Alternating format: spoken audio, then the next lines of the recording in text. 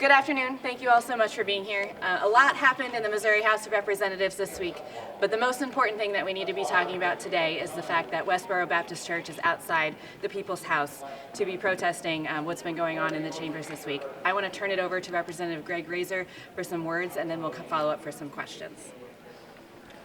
Thank you all for being here. As we speak, the Westboro Baptist Church is outside this building protesting me, protesting the LGBT members of this body, and those who protest LGBT equality. Their voices are very loud, they are heard, they are wrong. However, it's not the voices of the Westboro Baptist Church that concerns me, it's the silence of the majority party and their leadership that concern me. The voices, the words that Westboro uses aren't going to hurt people. Silence hurts people. Just this year, the Supreme Court heard a case debating whether or not sexual orientation and gender identity could be included in the term sex in our human rights statute. The Chief Justice, in his opinion, wrote, "The General Assembly's repeated rejection of bills seeking to expand the Missouri Human Rights Act to include claims based on sexual orientation and gender identity amounts to indeterminate legislative inaction and silence." The Chief Justice has said, our silence is action. We do not want to protect LGBT people in Missouri. People can lose their homes, people can lose their jobs, people can be denied service at a restaurant because they're gay or lesbian. Even sadder is LGBT youth, teenagers, and I was a teenager, a closeted teenager. LGBT teenagers are 5 times more likely to commit suicide than their heterosexual counterparts. Yet what we get from the leadership in this building is silence and inaction. We were going to hold this press conference down in the Benton room, and it's one of the most famous rooms in this building, and one of the reasons I love it so much is that when Mr. Benton painted that, he did not shy away from Missouri's ugly history. You can go in that room and see images of slave trading. You'll see an image of a lynching happening. Missouri has had darker days and darker moments than this, but leadership got us through it. Leadership got us through those days, and we need leadership to get us through today. So I wonder what Thomas Hart Benton would paint on those murals if he were alive today. Would it be of a lesbian couple packing up a U-Haul after they've been evicted? Would it perhaps be a gay man trying to figure out where he's going to get a job after he's been fired? Or maybe it's a 17-year-old alone in his room, sitting on his bed with a loaded gun, deciding whether or not to take his own life because he hears Westboro Baptist Church and he hears the silence coming from this institution and thinks that his voice and his life doesn't matter. We have 2 weeks left in this session. And those of you who cover this building know that a lot can happen in 2 weeks. We can get this done. We can get this done in 2 weeks. We're going to have a committee hearing on Mona next week. I look forward to that hearing. I look forward to it passing. I look forward to getting it to the floor. 2 weeks is a long time in the state of Missouri.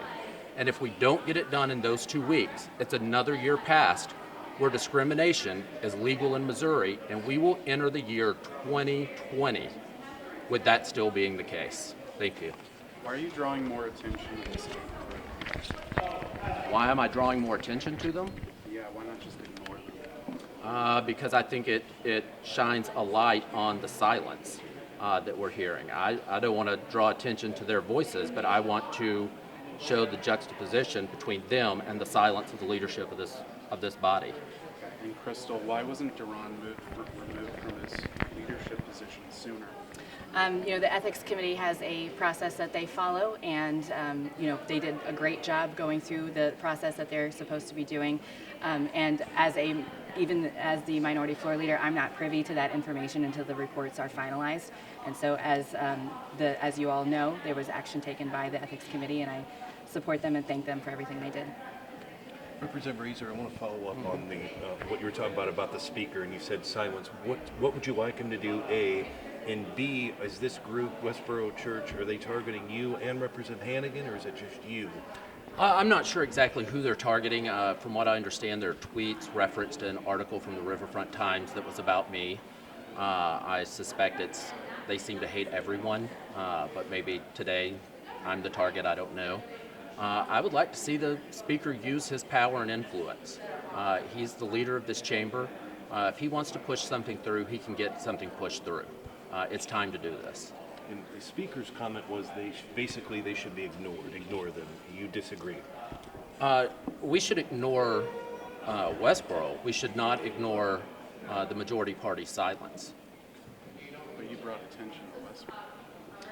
If I may jump in on that, it's not just about ignoring the silence, that's a big part of this, but it's also, we can't ignore, as Representative Razor pointed out, these thousands of children who are dying by suicide every day in Missouri, and thousands may be a big jump, but teen suicide among the LGBT community is huge. We have Missourians every day being kicked out of their homes and denied jobs. I'm contacted by constituents on a regular basis about Mona and the direct personal impacts that they are having.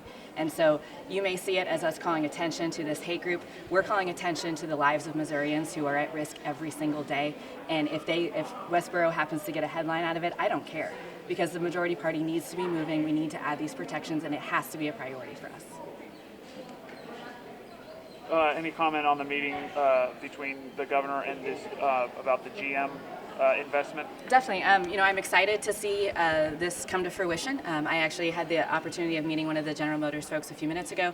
I'm excited about the labor jobs that are going to come through with great pay and good benefits. I'm excited to see how those negotiations work out. And then, of course, the economic impact that it's going to have outside of just that plant in Wentzville. We have a lot of manufacturers across the whole state of Missouri that this is going to impact and have great benefit for.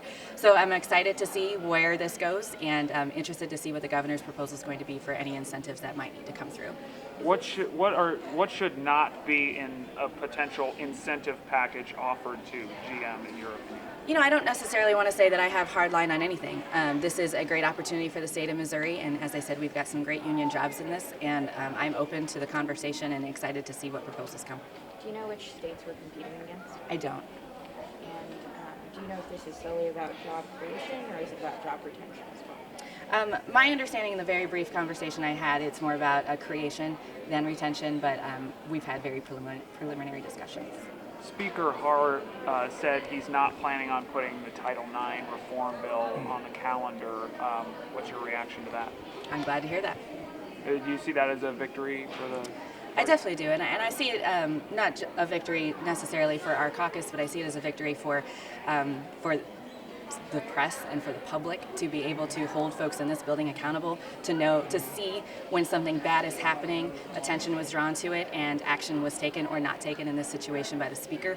I call that the success and the win here.